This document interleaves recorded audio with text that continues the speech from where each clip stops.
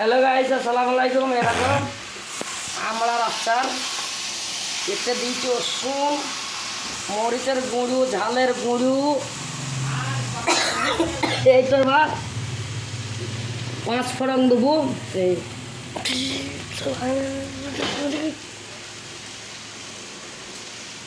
একে 5 ফোড়ন দেবো।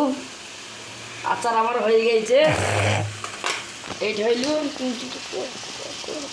এটা ইয়ে 5 ফোড়নের গুঁড়ো, এটাই হাও দিয়ে দেবো ছিটি ছিটি। হ্যাঁ, 5 ফোড়ন আচারের মশলাটা,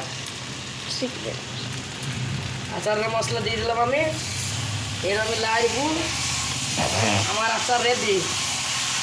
চিনি দিয়েছি, এটা মিষ্টি কম লাগলে পরে দেওয়া যাবে।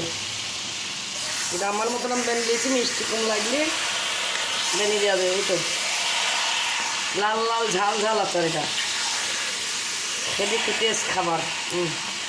আমার হয়ে গেছে আচার, বন্ধ করে দিয়েছি। আপনারা দেখতে থাকুন।